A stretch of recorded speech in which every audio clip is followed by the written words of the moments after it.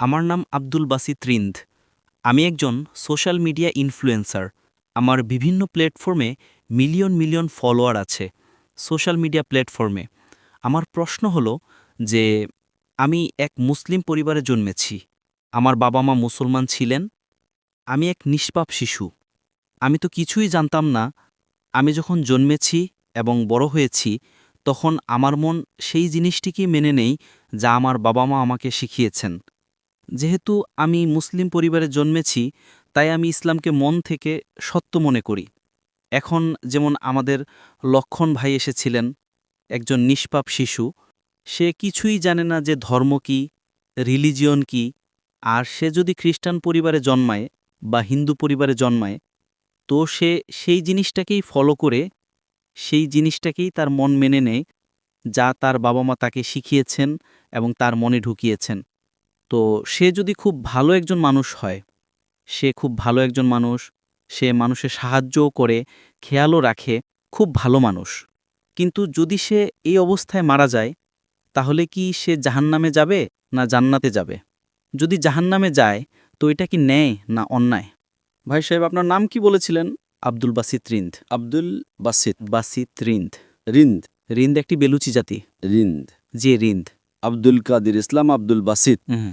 শেখ আব্দুল বাসিত ভালো কারি ছিলেন মাশাল্লাহ।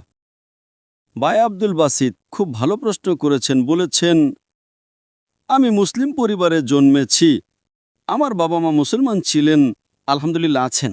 না, আপনি ছিলেন বলেছেন, কিন্তু ভুল হয়ে গেছে। মুসলমান আছেন, যা তারা শিখিয়েছেন আমি কবুল করেছি। আমার লক্ষণ ভাই হিন্দু ছিলেন, হিন্দু হয়ে গেছেন। আব্দুল বাসিত বলেছেন, যা আমার বাবা মা বলেছেন আমি মেনে নিয়েছি। আব্দুল বাসিত সাহেব, যদি আপনার বাবা মা আজ বলেন 2 আর 2 5, আপনি মানবেন? মানব না। তো এই বলা যে যা বাবা মা বলেছেন আমি মেনে নিয়েছি, সঠিক নয়। যখন আপনি শিশু ছিলেন, তখন হয়তো মেনে নিতেন। ঠিক 2 বছর বয়সে মা বললেন 2 আর 2 5, তখন আপনি হ্যাঁ বলবেন, ঠিক কিনা? আজ বললে কি আপনি মানবেন? মানব না। Very good. তো ইসলামের এই কথা আল্লাহ রাসূল সাল্লাল্লাহু আলাইহি ওয়াসাল্লাম বলেন যে যতক্ষণ শিশু প্রাপ্তবয়স্ক না হয়, ততক্ষণ তাদের উপর কলম লেখা হয় না, অর্থাৎ সে নিষ্পাপ।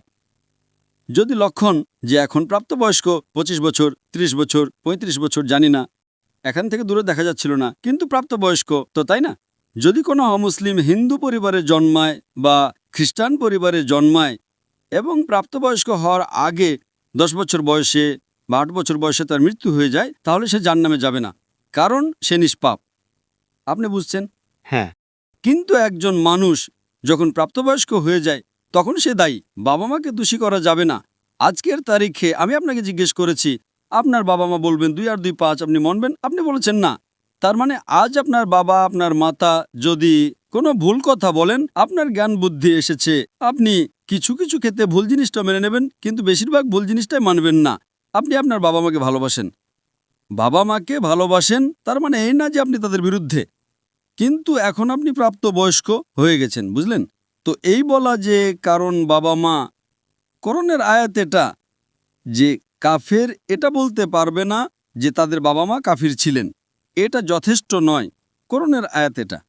তো তার মানে যদি শৈশবে কোনো শিশুর ইন্তেকাল হয়ে যায়, সে মুসলিম পরিবার থেকেও হোক বা অমুসলিম পরিবার থেকেও, যদি প্রাপ্তবয়স্ক না হয়, তো কলম তাদের উপর চলে না, তারা জান্নামে যাবে না। কাফের একবার প্রাপ্তবয়স্ক হয়ে গেলে তাদের জ্ঞান হয়ে যায়, তারপরে। এই জন্য আল্লাহ রাসূল সাল্লাল্লাহু আলাইহি ওয়াসাল্লাম বলেন যে প্রত্যেকটি শিশু দ্বীনের ফিতরতে জন্মায়। তারপর তার বাবা মা তাকে মূর্তি পূজা শেখায়, তাকে আগুন পূজা করতে শেখায়, এবং সে মূর্তি পূজা করতে শুরু করে। শিশু হলে ক্ষমা হয়ে যাবে, প্রাপ্তবয়স্ক হয়ে গেলে তার জ্ঞান এসে যায়, তো সে দায়ী। তো যদি একজন মানুষ প্রাপ্তবয়স্ক হয়ে যায় 25 বছর 30 বছর বয়সে, শিরক করে এবং তার ইন্তেকাল হয়, তো সে দায়ী। আপনি আমাকে কথা বলার জন্য জিজ্ঞেস করেছেন যে আপনি মনে করেন শুধু মুসলমান হয়ে জন্মালেই জান্নাতে যাবে। ইসলামে জান্নাতে যাওয়ার জন্য 4টি জিনিসের প্রয়োজন। আমি বলেছিলাম ঈমান, আমলে সলেহাত, ঈমান, রাইচিয়াস ডিড, ওয়া তাওয়াসাউ বিল হক। হকের দিকে ডাকো এবং সবরের দিকে ডাকো। 4টি জিনিসের প্রয়োজন। আপনি খুব ভালো মানুষ হবেন, নামাজ পড়বেন 5 ওয়াক্ত, হজে যাবেন, রোজা রাখবেন, কিন্তু যদি আপনি দাওয়াত না দেন, তো আপনি সাধারণত জান্নাতে যাবেন না। আল্লাহ সুবহানাহু ওয়া তাআলা আপনাকে মাফ করতে চান, এবং জান্নাতে দিতে চাইলে সেটা আল্লাহর ইচ্ছা, তিনি দিতে পারেন, কিন্তু সাধারণত আপনি জান্নাতে যাবেন না। একইভাবে অনেক অমুসলিম মুসলমান হচ্ছে লাখো লাখো সংখ্যায়, আপনি বুঝছেন তো, লাখো লাখো সংখ্যায় অমুসলিম ইসলাম কবুল করছে, তারা জান্নাতে যাবে কিনা? হ্যাঁ, যাবে কিনা? অবশ্যই যাবে। আর একজন মানুষ আজ যদি ইসলাম কবুল করে, আল্লাহ রাসূল সাল্লাল্লাহু আলাইহি সাল্লাম বলেন তার সব গুনাহ মাফ। আমার চেয়ে আপনার চেয়ে ভালো হবে, তাই না? আমরা যতই ভালো হই ছোটখাটো গুনাহ তো করি। তো এই বলা, তো এটা আল্লাহ সুবহানাহু ওয়া তাআলার হিকমত। لا إكراه في الدين. আমাদের দিনে কোনো জোরজবস্তি নেই। আপনি বলবেন না, কিন্তু চান্স আছে যে সে অমুসলিম হয়তো জন্মেছে, তো ইসলাম করার চান্স কম। একদম সঠিক, কম। মুসলমান হওয়ার পরেও আজকের অবস্থা দেখে কি মনে হয় যে আমরা জান্নাতে যাব? সে মহিলা কি বলছিল যে শিশুকামিতা করে জান্নাতে যাবে? আপনার কি মনে হয়? সেটা তো আমাদের ইসলামিক শিক্ষায় নেই, একদমই না। কিন্তু জান্নাতে যাবে কি? সে মুসলমান যদি নিজেকে মুসলমান বলে আর পেডোফিলিয়া করে, জান্নাতে যাবে? একদম না। যদি সেই মহিলা সঠিক হয় যে পেডোফিলিয়া আছে, তো তার প্রথম অংশ ভুল, সে মুসলমানই নয়। হ্যাঁ, নাম হবে, কালিমা পড়বে, কিন্তু এটা বলা যে আমরা দিনই, এটা ভুল। যদি সে ক্ষমা প্রার্থনা করে, আল্লাহ তাকে মাফ করতে পারেন যে কোনো গুনাহ, কিন্তু এটা বলা যে ইসলামিক নামের মুসলমান হবে বা অনুশীলনকারী মুসলমান হবে। তো আমাদের ভুল বোঝাবুঝি আছে যে মুসলমান পরিবারে জন্মালো তো জান্নাতের টিকিট পেয়ে গেল, এটা আমাদের ভুল বোঝাবুঝি। আমি নিজেও জিহাদ করছি, আমিও জানি না আমার জান্নাতের টিকিট আছে কিনা, এজন্য মেহনত করি, রাত জাগি, দোয়া করে আল্লাহ তাআলা কবুল করুন। আল্লাহ রাসূল সাল্লাল্লাহু আলাইহি সাল্লাম প্রতিদিন ৭০ বার ইস্তেগফার করতেন। কতবার? ৭০ বার। আল্লাহ রাসূল পৃথিবীর সবচেয়ে সেরা মানুষ, সবচেয়ে বেশি মুসলমান ৭০ বার ইস্তেগফার করতেন। বলতেন যে আমার রব যে আমাকে এত নিয়ামত দেয়, আমি যা কিছু করি মাফ করে, আমি যদি ইস্তেগফার না করি তো কে করবে? তো এটা আজকের আমাদের সমাজে ভুল বোঝাবুঝি আছে যে আমরা মুসলমান তো ব্যাস জান্নাতের টিকিট পেয়ে গেলাম। আমরা দোয়া করি আল্লাহ তাআলা আমাদের মাফ করুন। তো আল্লাহ সুবহানাহু ওয়া তাআলা যদি কোনো অমুসলিম জন্মায় এবং প্রাপ্তবয়স্ক হওয়ার আগে মারা যায়, তো সে জাহান্নামে যাবে না। প্রাপ্তবয়স্ক হওয়ার পর তার ভুল আছে, সে দায়ী। যেভাবে আপনি বলেন 2 আর 2 5 আমি মানব না, তো সে কেন মানবে যে মূর্তি পূজা ভুল? আপনি বুঝছেন, কারণ আল্লাহ সুবহানাহু ওয়া তাআলা আমাদের সৃষ্টিকর্তা, আমাদের মালিক, তিনি এত নিয়ামত দিয়েছেন আমাদের, আমরা তার শুকরিয়া আদায় করতে পারি না। গণিতে ভুল করা কি একটু গুনাহ? যদি কোনো মুসলমান 2 আর 2 5 বলে জান্নাতে যাবে? আপনি বলবেন ভাই জ্ঞান নেই, গণিতে দুর্বল, ঠিক কিনা? আপনি তো তাকে মারতে পারবেন না, তাই না? পারবেন না তো? তো কে বড় গুনাহগার, 2 আর 2 5 বলা লোক নাকি যে মূর্তি পূজা করে? মূর্তি পূজা অবশ্যই। আল্লাহ আমাদের এত নিয়ামত দিয়েছেন, তাই না? আমরা আল্লাহর শুকরিয়া আদায় করি। কত লোক শুকরিয়া আদায় করে যে আল্লাহ আমাদের এত ভালো ঘর দিয়েছেন, এত ভালো পোশাক দিয়েছেন, এত ভালো গাড়ি দিয়েছেন, খাবার দিয়েছেন। আমরা কতবার শুকরিয়া আদায় করি পানি পান করার জন্য। যদি কিছুদিনের জন্য 2-3 সপ্তাহের জন্য পানি না পাই মারা যাব, কতবার শুকরিয়া আদায় করি? আমি জিজ্ঞেস করতে চাই, এই বিশাল মজমা থেকে কত লোক আল্লাহর শুকরিয়া আদায় করেছে যে তিনি আমাদের শ্বাস অক্সিজেন দিচ্ছেন? কত লোক আল্লাহর শুকরিয়া আদায় করেছে? হাত উপরে করো।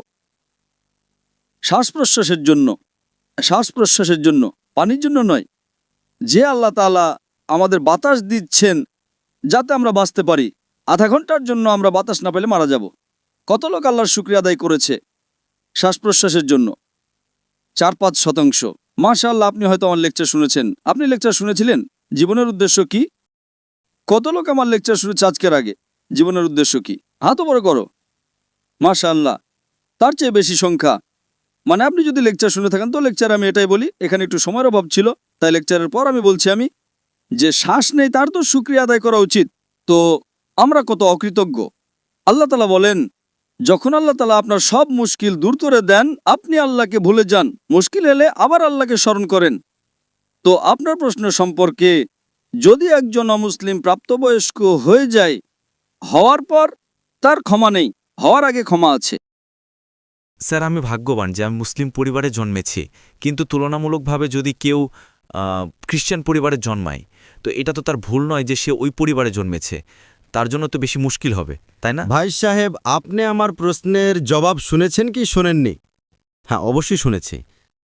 আমি এর জবাব দিয়েছি কি না? স্যার, কিন্তু জন্মানোর উপর তো তার অধিকার নেই। সে মুসলিমও হতে পারে এবং অমুসলিমও হতে পারে। আপনি আমার জবাব শুনেছেন কি শোনেননি? শুনেছি, অবশ্যই। আমি আপনার প্রশ্নের জবাব দিয়েছি কি না? দিয়েছেন, অবশ্যই। তো দিয়েছি, তো আবার কেন পুনরাবৃত্তি করছেন? আমি স্পষ্ট বলে দিয়েছি, মুসলিম পরিবারে জন্মানো জান্নাতের টিকিট নয় এবং অমুসলিম পরিবারে জন্মানো জাহান্নামের টিকিট নয়। কিন্তু তার জন্য বেশি মুশকিল হবে, তাই না, যে খ্রিস্টান হবে তার জন্য। আপনার মনে হয় ভুল বুঝাবুঝি আছে যে আমি শতভাগ জান্নাতে যাব। আমি কষ্ট কেন করছি? কেন আমি দুনিয়াভর ঘুরছি? কেন আল্লাহ রসুল বলেন যে লা ইলাহা ইল্লাল্লাহ মুহাম্মাদুর রাসূলুল্লাহ, সে জান্নাতে যাবে, কিন্তু কালিমার উপর আমল তো করতে হবে। আমরা যে মুসলমানদের অবস্থা দেখছি, আমার তো মনে হয় না। একদম না, একদম না। আপনি আমার জবাব বুঝছেন? আমি বুঝছি অবশ্যই। আমরা 25%, 2 বিলিয়ন কত আরব হয়? 2 আরব। আরব তো অনেক এখানে। তো এটা আমাদের ভুল বুঝাবুঝি। আমরা ভুল বুঝাবুঝি শিকার যে আমরা জান্নাতে যাব। আমরা বলি ইনশাল্লাহ আল্লাহ আমাদের গুনাহ ক্ষমা করবে, তো ইনশাল্লাহ জান্নাতে যাব। তো এটা আল্লাহ সুবহানাহু ওয়া তাআলা বলেন কোরআনে, কোনো কাফের আল্লাহর ন্যায় বিচারকে অস্বীকার করবে না। এটা বলবে না যে আমার সাথে অন্যায় হয়েছে যেভাবে আপনি বলছেন। সে বলবে আল্লাহ তাআলা আমাকে আরও একটি সুযোগ দিন। আল্লাহ বলবেন সময় শেষ, এই দুনিয়াতে অনেক সুযোগ দিয়েছি। ঠিক তাই না? অনেক লেকচার মিলেছে, হয়তো জাকির নায়েকের লেকচার শুনেছে। এখন লক্ষণ আমার লেকচার শোনার পর মূর্তি পূজা করবে, আপনি তাকে দোষী করবেন কি না?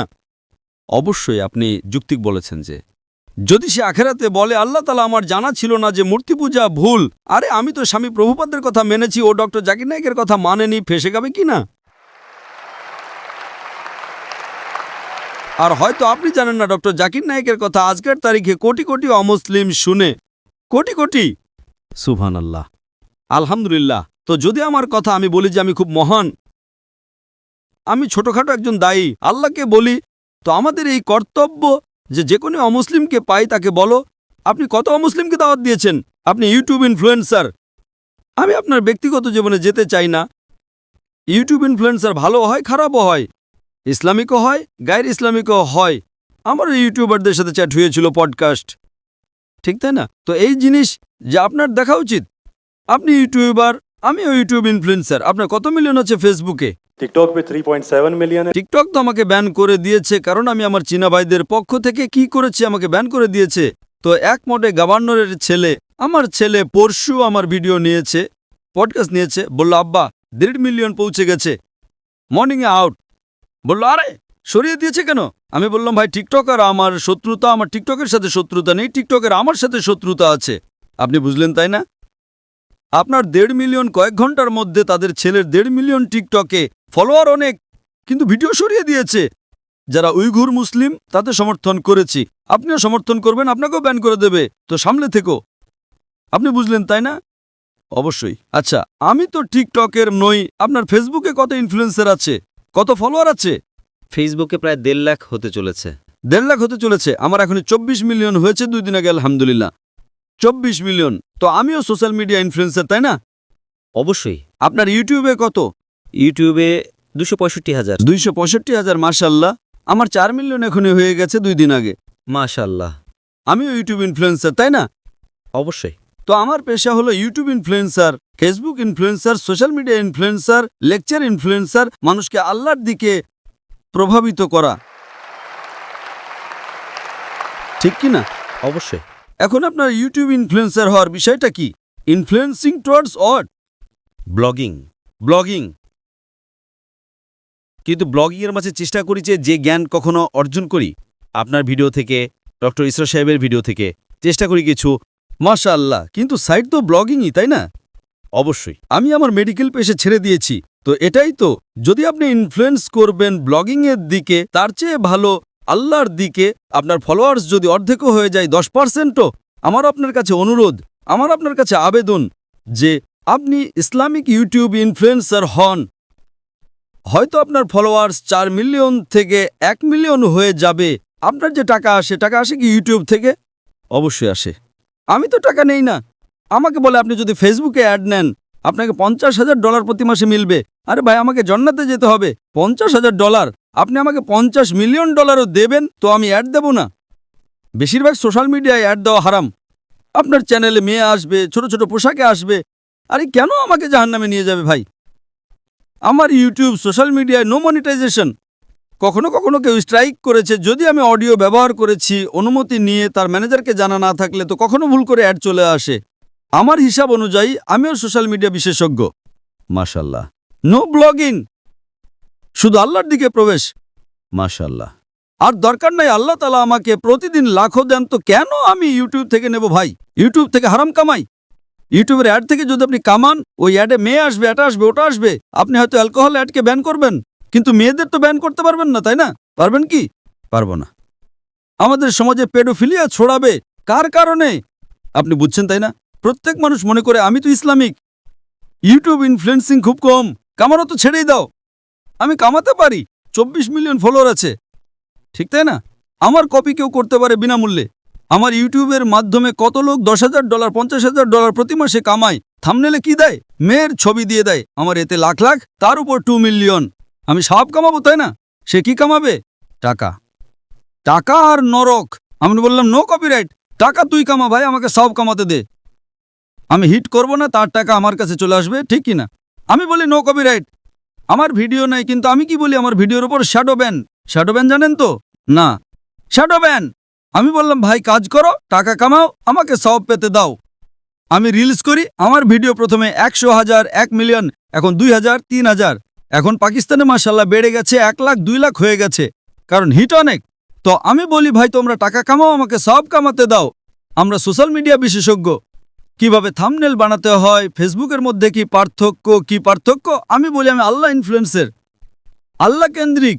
আমার আপনার কাছে অনুরোধ, আমার আপনার কাছে আবেদন, আমি ভালোবাসার সহ আমার ভাই আব্দুল বাসিত, আল্লাহর দিকে লোক। আল্লাহ যদি আপনাকে হুনর দিয়েছেন ইনফ্লুয়েন্স করার, আল্লাহর দিকে ইনফ্লুয়েন্স করো। ইনশাল্লাহ আপনার ফলোয়িং ডবল ট্রিপল হয়ে যাবে ইনশাল্লাহ। আল্লাহর তৌফিক দিন। আর আল্লাহ তাআলা আপনাকে রিজিক দেবেন, যে রিজিক আপনার এতে আসবে কেউ বের করতে পারবে না। আল্লাহ দেখেন হারামের রিজিক না হালালের রিজিক। আপনি মনে করেন যে আপনি অ্যাড বন্ধ করে দেবেন তো রিজিক বন্ধ হয়ে যাবে, অ্যাড বন্ধ করো রিজিক ডাবল হয়ে যাবে ইনশাআল্লাহ। আল্লাহ তাআলার অনেক দরজা খুলবে। আপনি বললেন আপনি আমার দ্বারা ইনফ্লুয়েসড হয়েছেন, একদম সঠিক। টোটালি ইনফ্লুয়েসড হননি। যদি টোটালি ইনফ্লুয়েসড হতেন তো ইনশাআল্লাহ আপনি ডক্টর ইসরার আহমদ দ্বারা ইনফ্লুয়েসড হয়েছেন। আপনি যদি ডক্টর ইসরার আহমদকে বলেন আমি ব্লগিং করছি, খুশি হবেন? একদম না। আল্লাহ আপনাকে হিদায়েত দিন, আল্লাহ আপনাকে প্রতিদান দিন। আপনি ভালো কাজ করছেন ইনশাআল্লাহ। খালি একটু টুইস্ট নিয়ে আসুন। যে আমার পডকাস্ট করেছে বা যা করেছে আমি তাকে হিদায়েত দিয়েছি। না না ডক্টর সাহেব, আমি তো নতুন চ্যানেল ব্যবহার করেছি। ভালো কথা করো ভাই। একদিনে 1.2 মিলিয়ন। একদিনে কত? 1.2 মিলিয়ন। 1.2 মিলিয়ন ভিউয়ার আমার ছেলে ট্র্যাক করছিল। 2 দিনে 2 মিলিয়ন। এখনই পডকাস্ট মালয়েশিয়া এসেছিল আমার কাছে নেওয়ার জন্যে। হ্যাঁ লোক ভাই, চলো ভাই পাকিস্তানি, মোহব্বত করে আলহামদুলিল্লাহ এখন 5 মিলিয়নের উপরে হয়ে গেছে এক সপ্তাহে। একদিনে 1.2 মিলিয়ন। যে আমিও ভিডিও দেখেছি, ভালো তাই না? ভালো লেগেছে? 1.2 মিলিয়ন একদিনে, 24 ঘন্টারও কম সময়ে, ভালো তাই না? আমি নিজে এটা ভেবেছিলাম যে আপনার অ্যাকাউন্ট শ্যাডো ব্যান, কারণ অন্যদের এত ভিউজ বা দর্শক মিলছে, আপনাকে ততটা। আরে আমার চ্যানেল ব্যান নয়, টিকটকে আমি ব্যান। টিকটকে পুরো ব্যান, কারণ আমি আমার ভাই যারা চিনে তাদের জন্য। আমার মন টিকটক ব্যান করবে, কি যায় আসে, আল্লাহ আমাকে ব্যান না করলেই হলো, ঠিক তাই না? অবশ্যই। আমাদের দেশের মুসলিম দেশের যখন প্রধানমন্ত্রীকে জিজ্ঞেস করে উইঘুর মুসলিমদের ব্যাপারে, আমাদের জানা নেই। আরে কিভাবে জানা নেই? আপনি যদি মুসলিম দেশের প্রধানমন্ত্রী হন, আপনাকে জিজ্ঞেস করা হয় উইঘুর মুসলিমদের ব্যাপারে, আপনি বলেন জানা নেই। কি হয়ে গেছে আমাদের সমাজের? যদি আমাদের ভাই উইঘুর মুসলিম, তাদের উপর জুলুম হচ্ছে, আপনি বলেন জানা নেই। যখন আমি ডঙ্কা মেরে তাদের সমর্থন করলাম, মালয়েশিয়াতে টিকটকে কাউকে ব্যান করেন না, জানেন তো? জাকির নাইককে। তো আমি গর্বের সাথে বলি মাশাআল্লাহ, শয়তান আমাকে ব্যান করেছে, আলহামদুলিল্লাহ। সেখানকার দরজা বন্ধ, তো এখানকার দরজা খোলা। আল্লাহ তাআলা টেস্ট করেন আপনাকে, আল্লাহ তাআলা পরীক্ষা নেন আপনার। পরীক্ষা নেন ভাই, আমি আপনাকে পরীক্ষা করব। কি করতে হবে? আল্লাহ কেন্দ্রিক হন, মানুষকে আল্লাহর দিকে নিয়ে আসুন, আল্লাহ ইনফ্লুয়েন্সার হন। ইনশাআল্লাহ দুনিয়াতে ফায়দা হবে কি হবে না, আখিরাতে আপনার জান্নাত কনফার্ম। আশা করি উত্তর পেয়েছেন। ধন্যবাদ।